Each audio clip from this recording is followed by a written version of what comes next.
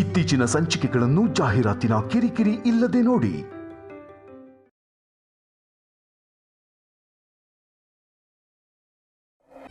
ಸಂಪದ, ನೀನ್ ಇಲ್ಲೇ ಇರ್ತೀಯಾ? ಸಂಪದನಿಗೆ ಹೋಗೋದಕ್ಕೆ ಇಷ್ಟ ಇಲ್ಲ ಅಂತ ನನ್ನ ಹತ್ರ ಹೇಳಿದ್ಲು ಶೌರ್ಯ. ಹೌದಾ? ಇವಳು ಬೇಜಾರು ಮಾಡ್ಕೋತಾಳೆ ಅಂತ ಕಳ್ಸೋಣ ಅನ್ಕೊಂಡೆ. ಇವಳಿಲ್ಲೇ ಸಂತೋಷವಾಗಿರ್ತಾಳೆ ಅಂದ್ರೆ ನನಗೆ ಅದಕ್ಕಿಂತ ಇನ್ನೇನ್ ಬೇಕಮ್ಮ? ಕಲ್ಯಾಣಿ, ಬಾ ನನ್ ಜೊತೆ.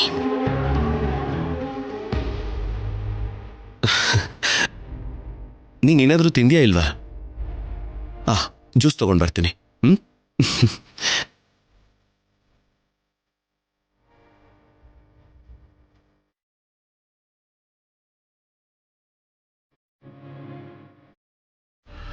ಅಮ್ಮನವ್ರ ಹತ್ರ ನಾನು ಕಟ್ಟಿದ ಮುಡುಪು ಕೆಳಗಡೆ ಬಿದ್ದಾಗ್ಲೇ ಏನೋ ನಡೆಯತ್ತೆ ಅಂತ ನನ್ಗೆ ಅನುಮಾನ ಬಂತು. ಆದ್ರೆ ಇಷ್ಟೆಲ್ಲ ಆಗತ್ತೆ ಅದು ನನ್ನ ಕಿವಿಗೆ ಬೀಳತ್ತೆ ಅನ್ಕೊಂಡಿರ್ಲಿಲ್ಲ. ಮದ್ವೆಗೂ ಮುಂಚೆ ಪ್ರೀತಿ ವ್ಯವಹಾರಗಳನ್ನ ನಡೆಸಿ ಅಮಾಯಕನಾಗಿರೋ ನನ್ನ ಮಗನ್ನ ಮದ್ವೆ ಮಾಡ್ಕೊಂಡಿದ್ದಾಳೆ. ಮೊದ್ಲಿಂದನೂ ಅವರಿಬ್ರ ಮೇಲೆ ನನಗೆ ಅನುಮಾನ ಇತ್ತು. ಆದ್ರೆ ನಾನು ಹೇಳಿದ್ರೆ ಎಲ್ರು ನನ್ನ ಬಾಯಿ ಮುಚ್ಚೋರೆ. ಈಗ ನಡೆದಿದ್ದನ್ನ ಹೇಳಿದ್ರೆ ಎಲ್ರು ಬಾಯಿ ಮುಚ್ಕೋತಾರೆ. ಸಂಪದ ಹೋಟೆಲ್ ಬೆಳೀತಿರೋದು ಶೌರ್ಯ ಮಗು ಅಲ್ಲ, ಅದು ನನ್ ಮಗು ಅಂತ ಹೇಳ್ತೀನಿ. ಇವನೇನು ಒಂದೇ ಸಲ ಅಷ್ಟು ದೊಡ್ಡ ಬಾಂಬ್ ಬ್ಲಾಸ್ಟ್ ಮಾಡ್ಬಿಟ್ಟ? ಅಂದ್ರೆ ಸಂಪದ ಹೋಟೆಲ್ ಇರೋದು ಶೌರ್ಯನ್ ಮಗು ಅಲ್ವಾ? ಸಿದ್ದು ಮಗುನಾ?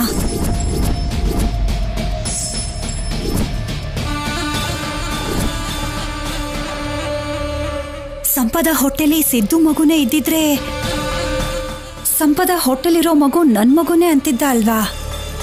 ಹಾಗೆ ಹೇಳ್ದೆ ನನ್ ಮಗು ಅಂತ ಹೇಳ್ತೀನಿ ಅಂತ ಯಾಕೆ ಹೇಳ್ದ? ಶೌರ್ಯನ ಗೊತ್ತಾದ್ರೆ ಸಾಯಿಸ್ಬಿಡ್ತಾನೆ ಅಂತ ಭಯಪಟ್ನಾ?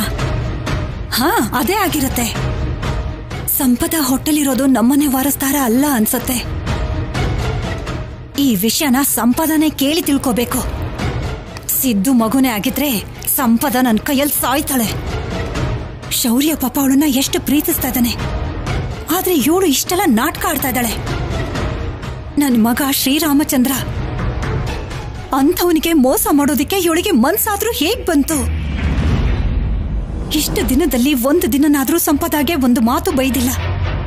ಅವಳಿಗೆ ನೋವಾಗದೇ ಇರೋ ಹಾಗೆ ನೋಡ್ಕೋತಾ ಇದ್ದಾನೆ. ಅಷ್ಟು ಒಳ್ಳೆ ಮನ್ಸಿರೋ ನನ್ನ ಮಗನ ಜೀವನನ ನಾಶ ಮಾಡ್ತಿದ್ದಾಳ.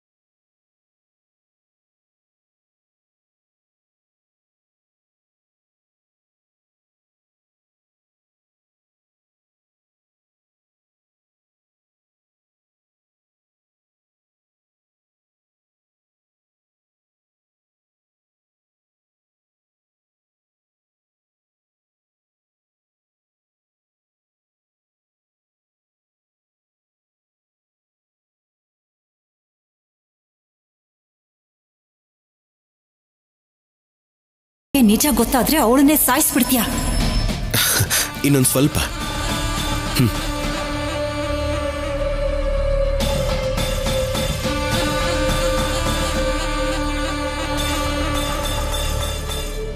ಏನಮ್ಮ, ದೇವಸ್ಥಾನದಿಂದ ಒಬ್ಳೆ ಬಂದ್ಯಾ? ಅಮ್ಮ, ರಾತ್ರಿ ನಡೆದಿರೋ ಜಗಳಕ್ಕೆ ನಾನು ಸಂಪದನ ಅವ್ರ ಮನೆಗೆ ಕಳಿಸ್ಬೇಕು ಅನ್ಕೊಂಡಿದ್ದೆ. ಆದ್ರೆ ಸಂಪದಾಗ ಹೋಗೋಕೆ ಇಷ್ಟ ಇಲ್ಲ. ಯಾಕೋ? ಅಲ್ಲಿ ಸಂಪದನ ಪ್ರೀತಿಸೋರು ಯಾರು ಇಲ್ಲ ಅಂತನಾ? ಅಮ್ಮ, ಈ ಮಾತುಗಳೆಲ್ಲ ಬೇಡ ಅಮ್ಮ. ಸಂಪದಾಗೆ ಅವ್ರ ಪೇರೆಂಟ್ಸ್ಗಿಂತ ನಾನು ಅಂದ್ರೆ ತುಂಬಾ ಇಷ್ಟನಮ್ಮ. ಅದಕ್ಕೆ ಅವ್ರ ಮನೆಗೆ ಹೋಗೋದಕ್ಕೆ ಇಷ್ಟ ಇಲ್ಲ. ಹಾಗೆ ಹೇಳ್ದ ಸಂಪದ? ಇವ್ರೇನು ಹೀಗೆ ಮಾತಾಡ್ತಿದಾರಲ್ಲ, ಅಥವಾ ನಡೆದಿದ್ದನ್ನೆಲ್ಲ ಕೇಳಿಸ್ಕೊಂಡ್ಬಿಟ್ರ? ಚಾನ್ಸೇ ಇಲ್ಲ, ಈಗಷ್ಟೇ ಅಲ್ವಾ ಬರ್ತಿರೋದು. ಅವಳು ಹೇಳಬೇಕಾದ ಅವಶ್ಯಕತೆ ಇಲ್ಲಮ್ಮ. ಅವಳು ಮನಸ್ಸು ಏನು ಅಂತ ನನಗೆ ಗೊತ್ತು. ಅಮ್ಮ, ನೀನ್ ನನ್ನ ಮೇಲೆ ಪ್ರಮಾಣ ಮಾಡಿ ಒಂದು ಮಾತು ಕೊಡಮ್ಮ. ಏನು ಅದು? ಅತ್ತೆ ಸೊಸೆ ಅಂದ ಮೇಲೆ ಏನೋ ಒಂದು ಮನಸ್ತಾಪಗಳು ಬರ್ತಾನೆ ಇರುತ್ತೆ, ಅದು ನನಗೆ ಗೊತ್ತು. ಆದ್ರೆ ಈಗ ಸಂಪದ ತುಂಬು ಗರ್ಭಿಣಿ ಹೆಣ್ಣು.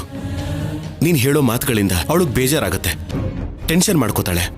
ಅದು ಹಾಗಲ್ಲ ಕಣೋ. ಅಮ್ಮ ಪ್ಲೀಸ್, ನನಗೆ ಮಾತಾಡೋಕ್ ಬಿಡು. ಒಂದ್ ವೇಳೆ ಅವಳು ತಪ್ಪು ಮಾಡಿದ್ರು ಡೆಲಿವರಿ ಆಗೋವರೆಗೂ ಅವಳಿಗೆ ಒಂದು ಮಾತು ಬೈಬೇಡ, ಕಷ್ಟ ಕೊಡಬೇಡ.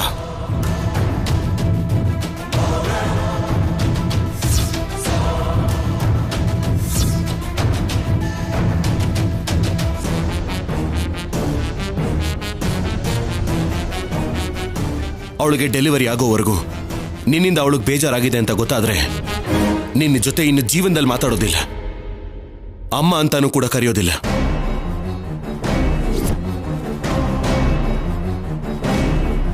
ನಿಮ್ಮೆಲ್ಲರಿಂದನೂ ದೂರ ಹೋಗಿ ಸಂಪದ ಜೊತೆ ಇರ್ತೀನಿ.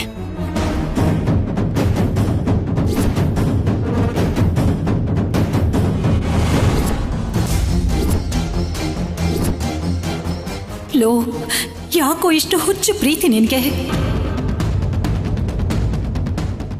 ನಿನ್ನನ್ ಮಾತ್ರ ಸುಮ್ಮನೆ ಬಿಡಲ್ಲ ಸಂಪದ.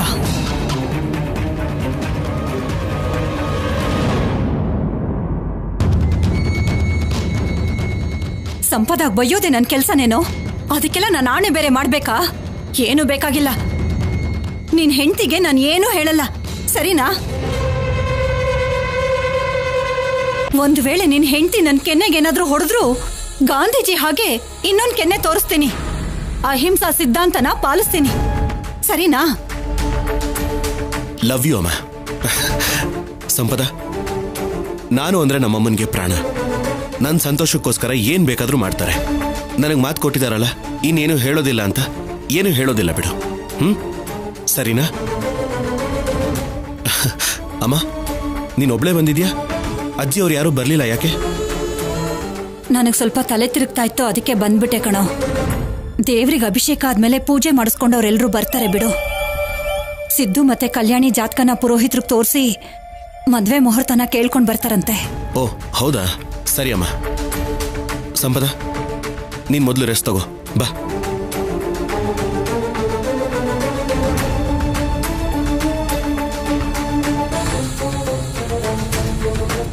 ಶೌರ್ಯನ್ಗೆ ಈ ಟೈಮಲ್ಲಿ ಸಂಪದ ಬಗ್ಗೆ ಏನ್ ಹೇಳಿದ್ರು ನಂಬೋ ಪರಿಸ್ಥಿತಿನಲ್ಲಿಲ್ಲ. ಸಂಪದನ ಹುಚ್ಚೊಂಥರ ಪ್ರೀತಿಸ್ತಾ ಇದ್ದಾನೆ. ಸಂಪದಾಗೆ ನಾನು ಇವಾಗ ಏನಾದ್ರೂ ಅಂದ್ರೆ ಶೌರ್ಯ ಲೈಫಲ್ಲಿ ನನ್ನ ಮಾತಾಡ್ಸಲ್ಲ. ಅವನ ಹಠ ಏನು ಅಂತ ನನಗೆ ಚೆನ್ನಾಗಿ ಗೊತ್ತು. ಆದ್ರೆ ಸಂಪದನ ನೋಡ್ತಾ ಇದ್ರೆ ಅವಳು ನನ್ನ ಮಗನಿಗೆ ಮಾಡಿರೋ ಮೋಸ, ಮಾಡ್ತಾ ಇರೋ ಮೋಸ ಎಲ್ಲ ಕಣ್ಮುಂದೆ ಬರುತ್ತೆ. ನನಗದನ್ನ ಸಹಿಸ್ಕೊಳಕ್ಕಾಗಲ್ಲ. ಏನ್ ಮಾಡ್ಲಿ? ಆ ಸಿದ್ದು ಸಂಪದ ವ್ಯವಹಾರ ಬಯಲಾದ್ರೆ ನನ್ನ ಮನೆ ಮರ್ಯಾದೆನೇ ಹೋಗೋದು. ಊರಿನ ಜನರು ದಮಯಂತಿ ಸೊಸೆ ಶೌರ್ಯನ್ ಹೆಂಡತಿ ಇಂಥವಳು ಅಂತ ಹೇಳ್ತಾರೆ. ಖಂಡಿತ ಶೌರ್ಯ ಅದನ್ನ ಸಹಿಸ್ಕೊಳ್ಳಲ್ಲ. ಹಾಗಾಗ್ಬಾರ್ದು. ಆದ್ರೆ ಸಂಪದ ಸಿದ್ದು ವಿಷಯನ ನೋಡ್ಕೋಬೇಕು.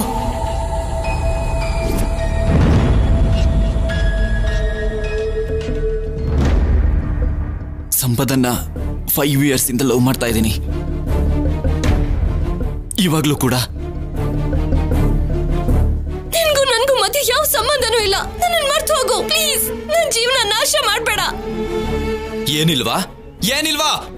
ನಿನಗೂ ನನಗೂ ಯಾವ ಸಂಬಂಧನೂ ಇಲ್ವಾ? ಸರಿನಮ್ಮ, ನೀನ್ ಹೇಳ್ದಾಗೆ ಸಂಪದನ್ ಬಿಟ್ಟು ಹೋಗ್ತೀನಿ. ನಿನ್ ಮಗಳನ್ನ ಮದುವೆ ಮಾಡ್ಕೋತೀನಿ, ಸರಿನಾ?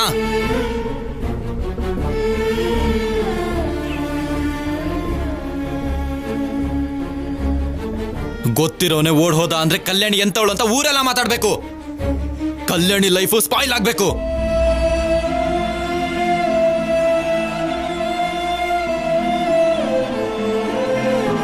ಸಿದ್ದು ನಿಜ ಸ್ವರೂಪ ಈಗ್ಲಾದ್ರೂ ಅರ್ಥ ಆಯ್ತಾ ಅಮ್ಮ? ಅವನಿಷ್ಟು ದೊಡ್ಡ ಪೊರ್ಕಿ ಅಂತ ಗೊತ್ತಿದ್ದೆ ನಾನು ಈ ಮದ್ವೆಗೆ ಒಪ್ಕೊಳ್ಳಿಲ್ಲ. ಅದಕ್ಕೆ ನಿನ್ನ ಹತ್ರ ಅಷ್ಟು ಸಲ ಬೇಡ್ಕೊಂಡೆ. ಅಷ್ಟೇ ಬಿಟ್ರೆ ನಿನಗೆ ನೋವು ಕೊಡ್ಬೇಕು ಅಂತ ಅಲ್ಲಮ್ಮ. ಒಂದು ಮಾತಾದ್ರೂ ಸಂಪದ ನನ್ಗೆ ಸಿದ್ದು ಬಗ್ಗೆ ಹೇಳಿದಿದ್ರೆ ಇವತ್ತು ಇಂಥ ಪರಿಸ್ಥಿತಿ ಬರ್ತಿರ್ಲಿಲ್ಲ. ಪಾಪ ತನ್ನಲ್ಲಿ ತಾನು ನೋವು ಪಡ್ತಾ ಎಷ್ಟು ದಿನ ಅನ್ಭವಿಸ್ತಿದ್ಲು. ಅಮ್ಮ, ಈಗ್ಲೂ ಕಾಲ ಮಿಂಚಿಲ್ಲ ಅಮ್ಮ. ಅಜ್ಜಿಗೆ ನಿಜ ಹೇಳಿದ್ರೆ ಅರ್ಥ ಮಾಡ್ಕೋತಾರೆ. ಅಜ್ಜಿ ಬರ್ತಿದ್ದ ಹಾಗೇನೆ ಹೇಳ್ಬಿಡ್ತೀನಿ. ಬೇಡ ಕಲ್ಯಾಣಿ, ಆ ಕೆಲಸ ಮಾತ್ರ ಮಾಡ್ಬೇಡ. 300 ಆಡೋ ಮಾತನ್ನ ಕೇಳೋಕಾಗದೆ ಒಂದ್ಸಾರಿ ಅಜ್ಜಿಗೆ ಎದೆ ನೋವು ಬಂದಿತ್ತು.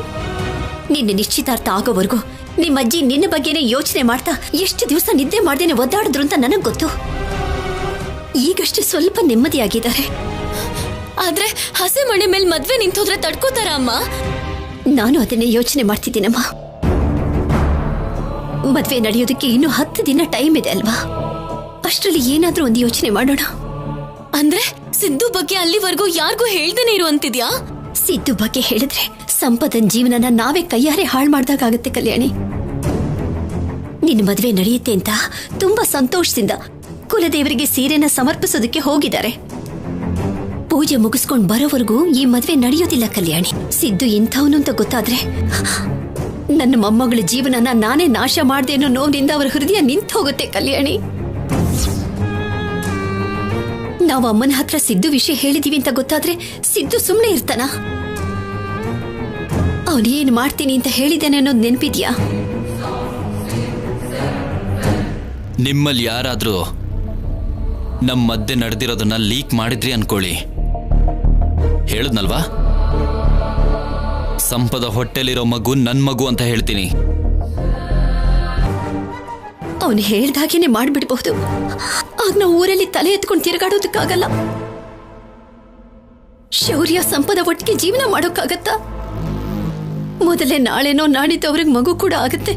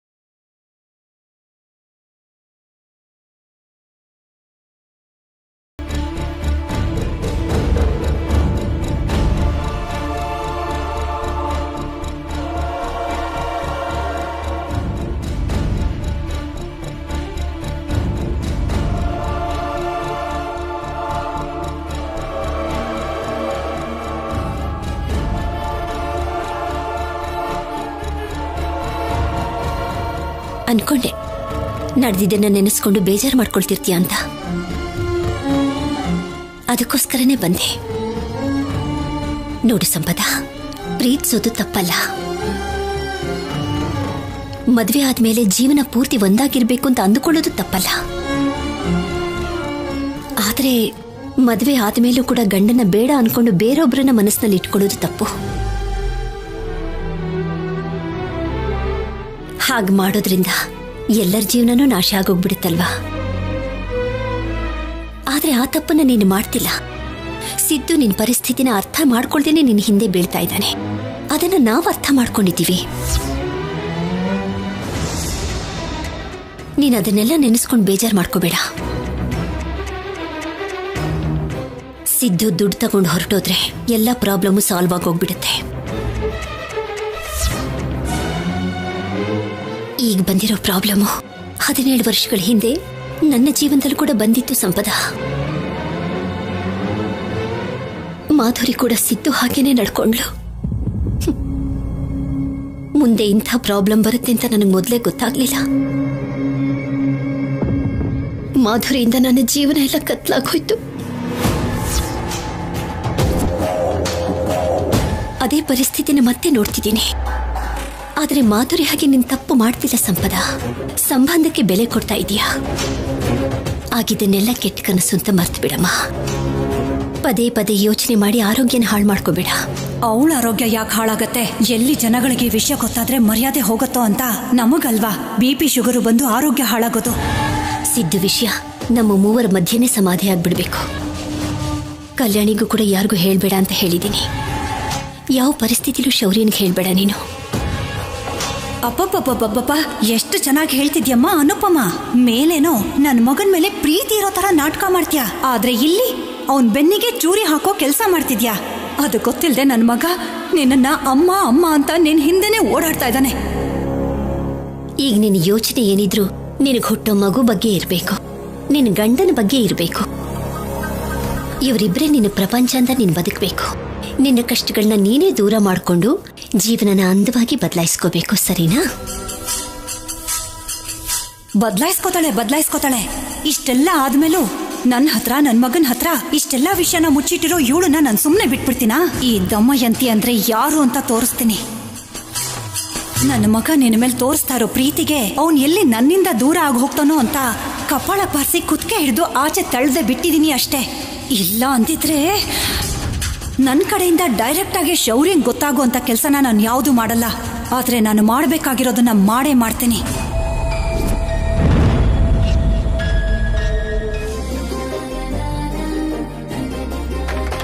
Happy birthday to you. Happy birthday to you. Happy birthday to dear Kalyani. Happy birthday to you.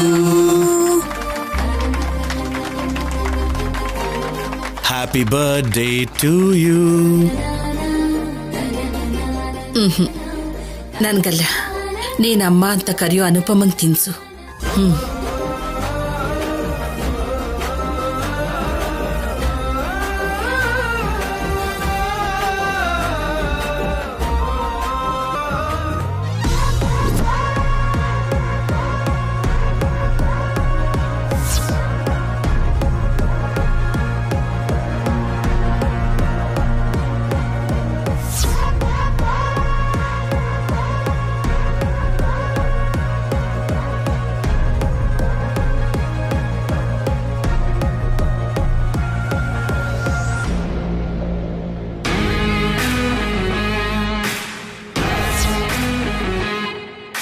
Thanks for the cake. ಇಷ್ಟೊತ್ತು ಎಲ್ಲಿ ಹೋಗಿದ್ದೆ ಸಿದ್ದು? ನನ್ನ ಫಿಯಾನ್ಸಿಗೆ ಗಿಫ್ಟ್ ತಗೊಳ್ಳೋಣ ಅಂತ ಹೋಗಿದ್ದೆ ತಾತ. And wish you many more happy returns of the day my dear.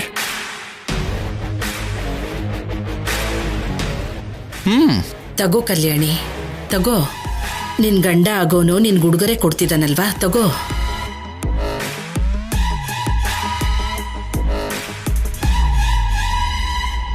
Cake sweet ಆಗಿರುತ್ತೆ, ಆದ್ರೆ ಕಲ್ಯಾಣಿ ತಿನ್ಸಿದ್ರಿಂದ ಹಾಟ್ ಆಗಿ ಕೂಡ ಇದೆ. ನಿನ್ ಗಂಡ ಏನ್ ತಂದಿದ್ದಾನೋ ಅಂತ ನಮ್ಗೆಲ್ಲ ತೋರ್ಸೋ ಅಗತ್ಯ ಇಲ್ಲ. ಆದ್ರೆ ಸಿದ್ದು ಜೊತೆ ಮಾತಾಡು. ಈ ಹಠ ಕೋಪ ಎಲ್ಲ ಮಾಮೂಲಿನೇ, ಹಾಗಂತ ಜಾಸ್ತಿ ಹೊತ್ತು ಹೀಗಿರ್ಬಾರ್ದು. ಹೋಗು ಹೋಗು. ಆಮೇಲೆ ಮಾತಾಡ್ತೀನಿ ಅಜ್ಜಿ. ನಾನೇ ಅಲ್ಲ, ಸಿದ್ದು ಬಗ್ಗೆ ಎಲ್ಲರೂ ಮಾತಾಡ್ತಾರೆ ಅನ್ಕೊಂಡಿದ್ದೀನಿ. ಕಲ್ಯಾಣಿ, ಸುಮ್ಮನಿರು. ಮೊದಲು ನಿನ್ನ ತಾತ ಅಜ್ಜಿಗೆ ಕೇಕ್ ತಿನ್ಸು.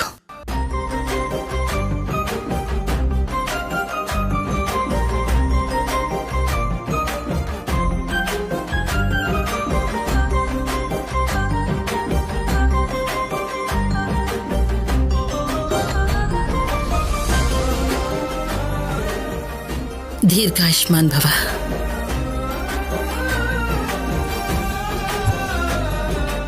ನನ್ನ ಮೊಮ್ಮಗಳಾಗಿ ನನ್ನ ಸಮ್ಮುಖದಲ್ಲಿ ನಡೀತಿರೋ ಮೊದಲನೇ ಹುಟ್ಟಿದ ಹಬ್ಬ ಇದು. ಬರೋ ವರ್ಷ ಮೀನಾಕ್ಷಮ್ಮನ ಸೊಸೆಯಾಗಿ ಹುಟ್ಟಿದ ಹಬ್ಬನ ಆಚರಿಸ್ಕೋಬೇಕು. ನಾಳೆ ನಮ್ಮ ಕಡೆಯಿಂದ ಪೂಜೆ ಆದ್ಮೇಲೆ ನಾಡಿದ್ದೇ ನಿಮ್ಮಿಬ್ರಿಗೂ ಮದುವೆ.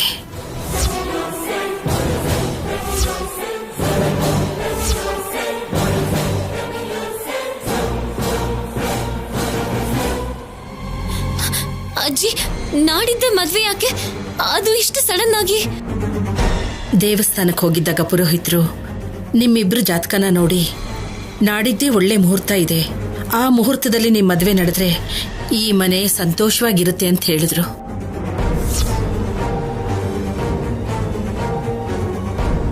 ಆದ್ರೆ ಇನ್ನೆರಡು ದಿವಸದಲ್ಲಿ ಮದ್ವೆ ಅಂದ್ರೆ ಎಲ್ಲ ಏರ್ಪಾಡುಗಳನ್ನು ಮಾಡ್ಕೊಳಕ್ಕಾಗುತ್ತಾ? ಅದ್ರಲ್ಲೇನಿದಮ್ಮ, ಪ್ರತಿಯೊಬ್ರು ಕೈ ಜೋಡಿಸಿದ್ರೆ ನಾಳೆನೆ ಮದ್ವೆ ಮಾಡ್ಬೋದು.